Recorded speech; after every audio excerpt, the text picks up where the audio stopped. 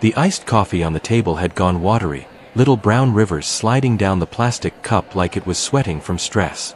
Maya's phone kept vibrating against her thigh under the white tablecloth, the cheap kind that never fully muffled sound. She didn't pick it up because she already knew what it was. Overdraft alert. Across from her, the man in the dark suit didn't look like he belonged in a restaurant where the menus were smudged from 1,000 hands. He looked like he belonged on billboards and business podcasts. He leaned forward anyway, elbows near the bread plate, eyes sharp like he was measuring her. "You want a tip?" he said, loud enough for the couple 2 tables over to glance. "Solve this. I'll give you everything." The napkin between them was already covered in black ink. Numbers. Symbols. A quick little maze meant to make somebody feel small. Maya stared at it, then at him. Her throat tightened the way it always did right before she needed to stay calm for survival. "Sir," she said carefully, voice steady from practice, "I'm just trying to make it through my shift." He smiled like that was the funniest thing he'd heard all day. "Then make it interesting." Maya breathed in.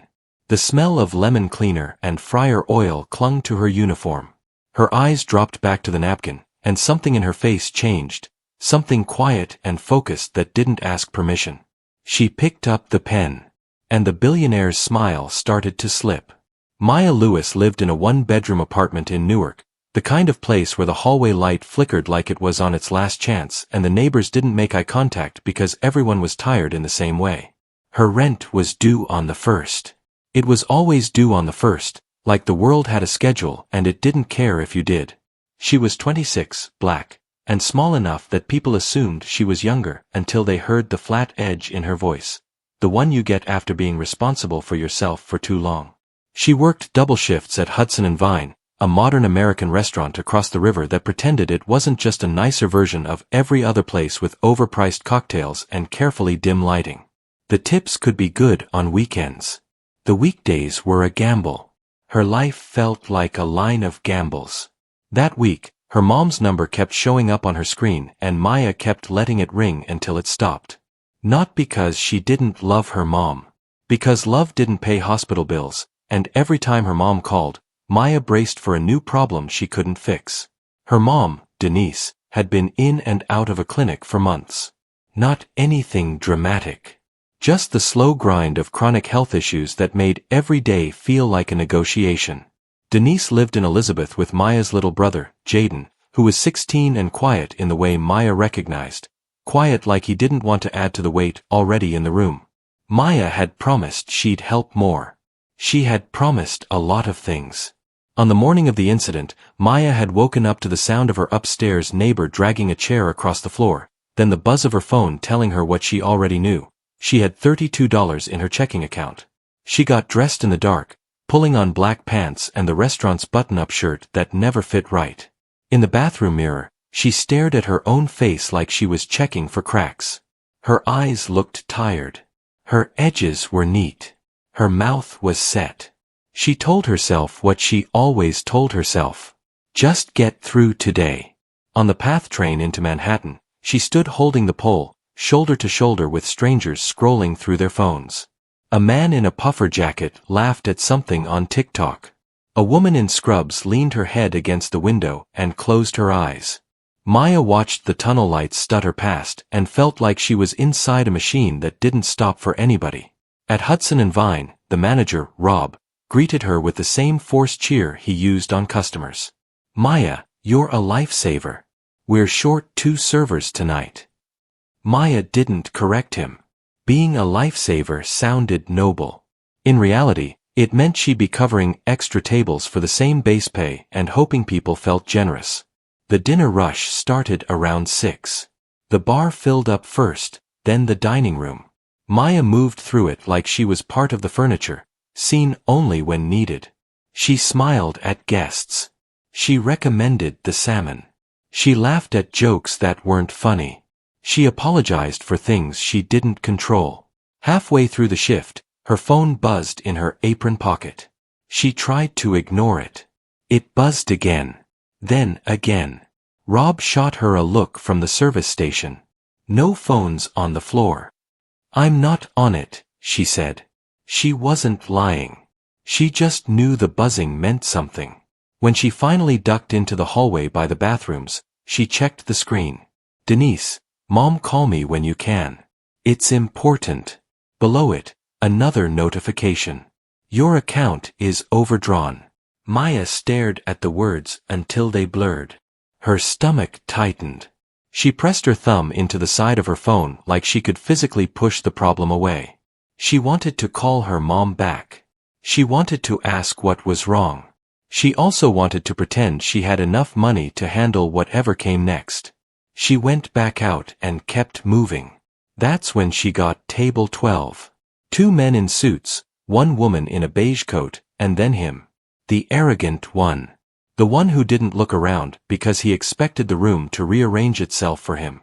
He wore a watch that caught the light every time he lifted his wrist, and he barely glanced at the menu.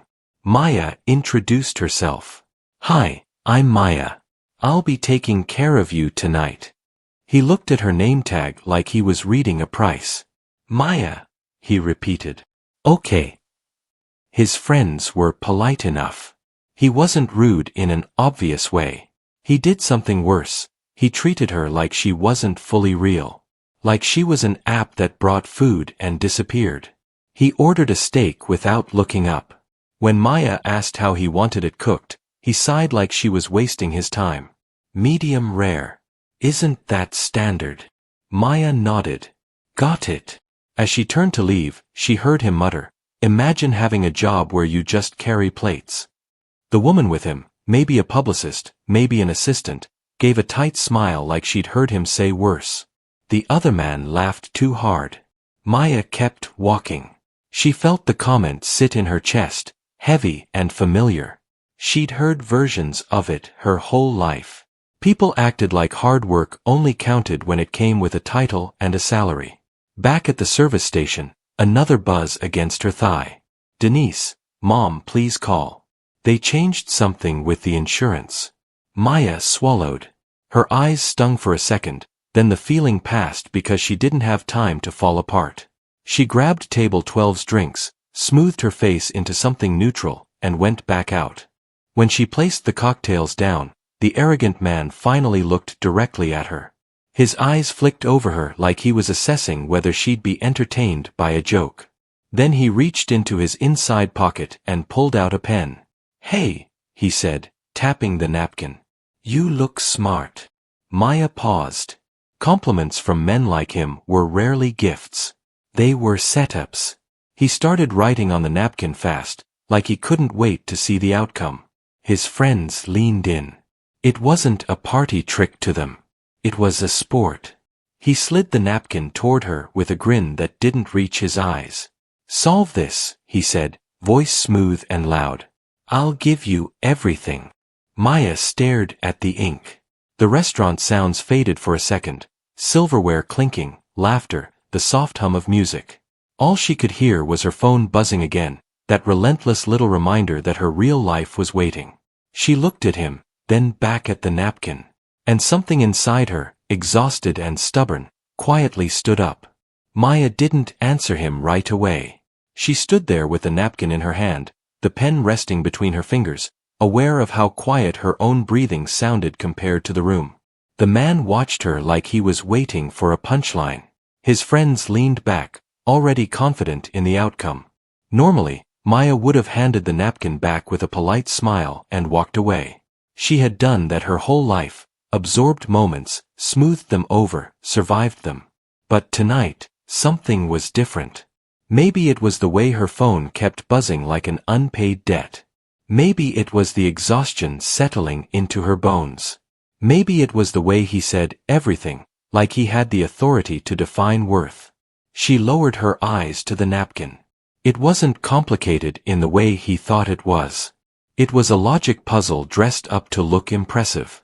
The kind of thing designed to intimidate people who hadn't been given space to learn out loud. Maya had seen problems like this before, not in college lecture halls or corporate interviews, but on scrap paper at her mom's kitchen table, back when Denise still worked nights and Maya helped Jaden with his homework. You get good at patterns when you grow up filling gaps. She didn't rush. She didn't perform. She just thought. The man cleared his throat. Need a hint? Maya didn't look up. No. She wrote slowly, deliberately. She crossed something out. Wrote again. Her mind narrowed to the problem, and for a brief, steady moment, the rest of her life quieted down. When she finished, she slid the napkin back across the table without ceremony. That's the solution, she said. If you plug it in, it balances. He laughed once, sharp and dismissive. You're telling me you solved it in 30 seconds. I'm telling you it's done, she replied. One of the other men leaned forward, curious despite himself. The woman in the beige coat picked up the napkin and scanned it, her brows pulling together slightly. She turned it toward the arrogant man. He took it back, still smiling, but his smile had thinned. He pulled out his phone, tapped quickly, and stared at the screen longer than he meant to. The room didn't go silent, but Maya felt the shift anyway. The moment stretched. His jaw tightened. Then, almost involuntarily, it dropped just a little. That's actually right, he said. Maya nodded. Can I get you anything else? The woman let out a quiet laugh, not mocking, just surprised. Wow. The arrogant man leaned back, studying Maya like she was a riddle now. What did you say your name was again? Maya, she said. It's on the tag. He glanced at it like he was seeing it for the first time. Maya, he repeated, slower this time. You're a waitress. Yes, she said. I am. You didn't study math, did you? He asked. Maya hesitated. This was the part where people wanted a neat explanation. A story they could file away. I studied some, she said. I didn't finish. He nodded like that confirmed something. Figures. She didn't respond. She turned and walked away because her hands were starting to shake and she refused to let him see that part of her. Behind the service station, she pressed her palms flat against the counter and breathed. Rob walked by, eyebrows raised. What was that about? Nothing, Maya said. Just a table being weird. Yeah, Rob muttered. That tracks. Her phone buzzed again. This time, she answered. Hey, she said quietly. Denise's voice came through thin but steady. Baby, I didn't want to stress you at work. It's okay, Maya said, though her chest tightened. What's going on? They changed my coverage, Denise said. They're saying the specialist's out of network now. I'm trying to appeal it, but... Maya closed her eyes. She pictured her mom sitting at the small kitchen table, papers spread out, reading words designed to confuse people who were already tired. How much? Maya asked. There was a pause. A lot, Denise said softly. I'm so sorry. You don't have to be sorry, Maya said automatically. We'll figure it out. She hung up and stood there longer than she should have. The restaurant noise pressed in again. She wiped her eyes quickly with the heel of her hand and went back out. Table 12 asked for dessert. Maya recommended the cheapest option without making it obvious. When she brought the check, the arrogant man didn't say anything. He scribbled his signature fast, then pushed the folder back toward her. Wait, he said as she picked it up. She stopped. What do you do when you're not here? He asked. She met his eyes. I'm here a lot. He smiled, but it wasn't sharp this time. Fair enough. When Maya opened the check at the service station, her breath caught. The tip was generous. More than generous. It wasn't everything, and it wasn't a miracle, but it was enough to stop her account from bleeding for a few days. Enough to breathe. The woman in the beige coat lingered as the group stood to leave. She leaned in slightly, voice low. You should think about applying somewhere that values you, she said. You're clearly capable. Maya nodded, unsure what to say. She had heard encouragement before.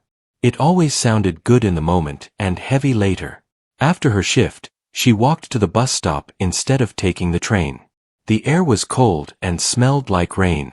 She sat on the metal bench, shoulders slumped, and stared at the streetlights flickering on one by one. A man sat down at the other end of the bench, older, bundled up, holding a paper bag. After a minute, he offered her a donut without a word. Maya almost refused out of habit, then stopped herself.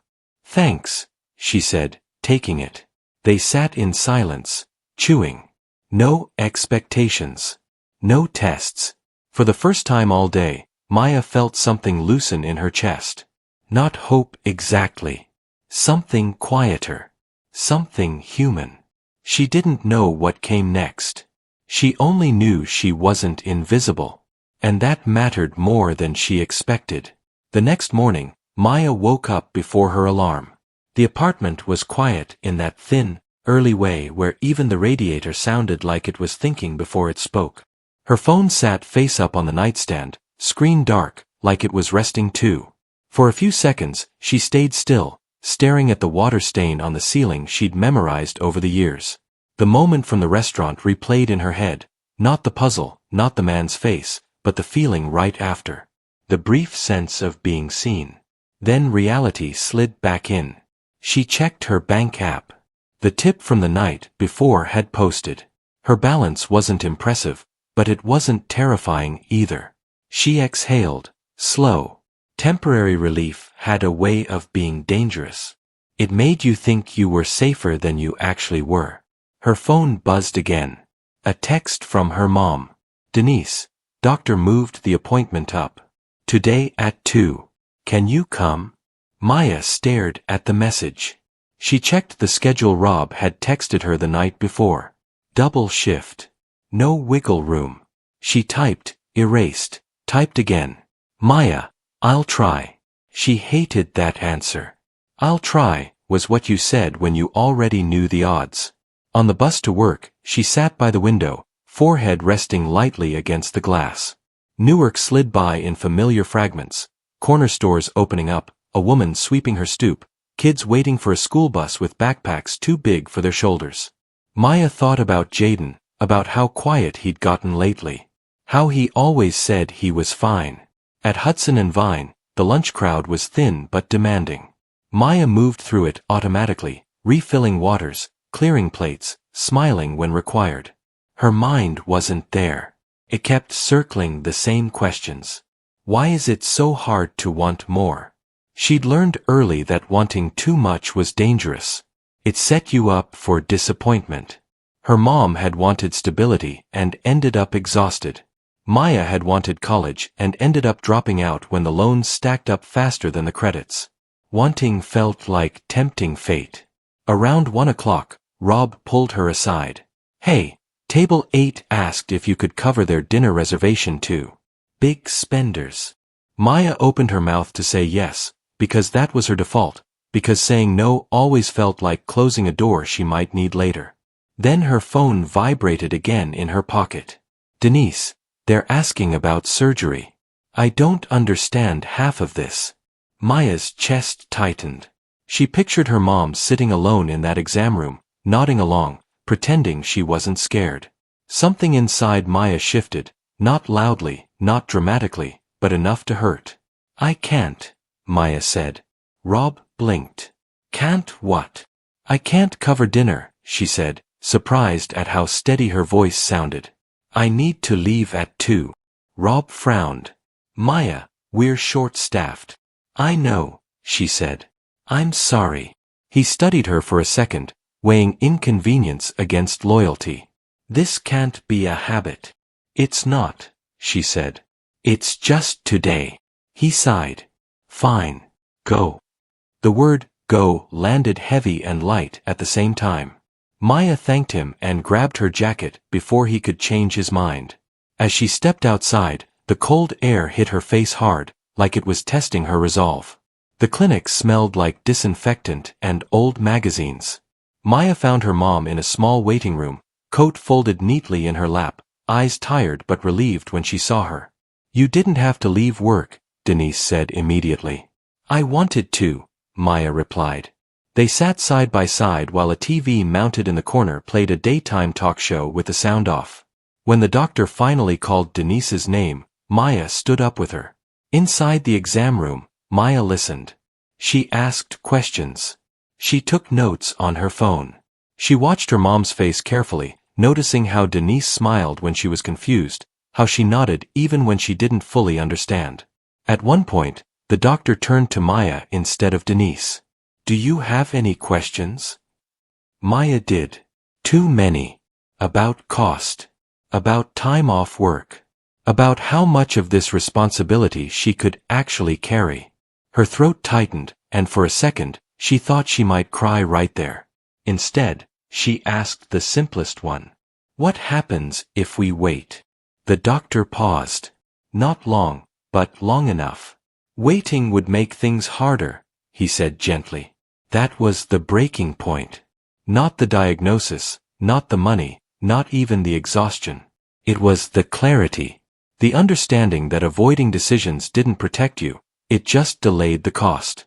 On the bus ride home, Maya stared at her reflection in the darkened window. She looked older than 26. Not in a bad way. Just worn in the places life wore people. She thought about the man at the restaurant. About how easily he'd offered everything, like it was a joke. About how small that moment actually was compared to this one. She didn't want his money.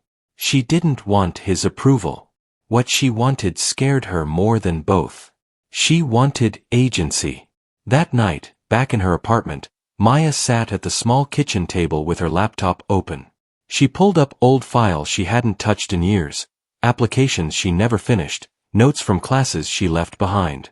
Her hands hovered over the keyboard. A voice in her head whispered all the reasons not to try. "You're tired. You don't have time. People like you don't get second chances." Another voice, quieter but steadier, pushed back.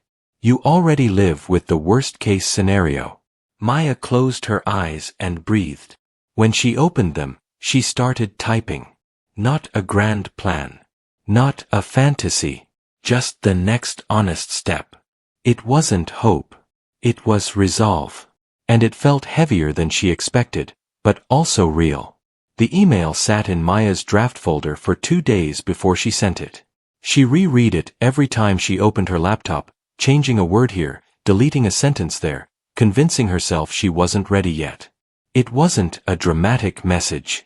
It didn't announce a comeback or demand opportunity. It was just an application, clean, honest, and overdue, to a community college across the river, asking about re-enrollment in a part-time program for data analysis and applied math. Nothing glamorous. Something useful. Every time she hovered over the send button, her chest tightened. Pressing it felt like admitting she wanted more than survival. That kind of honesty scared her. On the third night, her mom called. Denise sounded tired, but calmer than she had in weeks. "The appeal went through," she said. "They approved most of it." Maya closed her eyes and leaned back against the kitchen chair.